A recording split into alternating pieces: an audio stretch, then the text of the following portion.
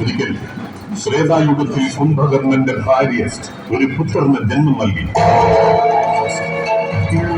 പ്രപഞ്ചം വിറപ്പിച്ചുകൊണ്ട് ഉടലെടുത്ത അവന്റെ നാമം ഭീമാസുരൻ. തന്റെ പിതാവിനെ നിഗ്രഹിച്ചത് ദേവഗണങ്ങളാണെന്നറിഞ്ഞ ഭീമാസുരൻ തന്റെ കൈകളാൽ ദേവഗണങ്ങളെ പരാജയപ്പെടുത്തുമെന്ന് ദൃഢനിശ്ചയം ചെയ്തു.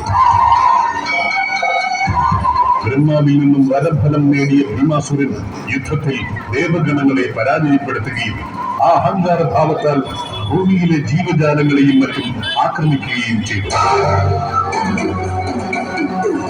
തുടർന്ന് ഭൂമിയിലെ ശിവപാർവതി ഭക്തനായ കാമരൂപേഷൻ ആരാധിച്ചിരുന്ന ശിവപാർവതി വിഗ്രഹത്തെ തന്റെ വാളിനാൽ ഉന്മൂലനം ചെയ്യാൻ ഒരുങ്ങി. ആ വേളയിൽ ഭൂമി മുഴുവൻ പ്രകമ്പനം കൊണ്ടും ശക്തമായ പ്രകാശധാര പൊട്ടിജ്വലിച്ചു അതീവ ക്രോധത്തോടെ മഹാദേവനും ആദിശക്തിയും പ്രത്യക്ഷപ്പെടുന്നു. നേത്രങ്ങളിൽ നിന്നും തീജ്വാലകൾ പ്രതിബന്ധിക്കുന്ന വാളും കയ്യിലെന്തിയ മഹാരൗദ്രനെയും പ്രപഞ്ചം നടുങ്ങുമാറ വിധം ക്രോധത്തോടെ അലറി വിളിക്കുന്ന ആദിശക്തിയെയും കണ്ട് ഭീമാസുരൻ ഒരു നിമിഷം മടങ്ങി.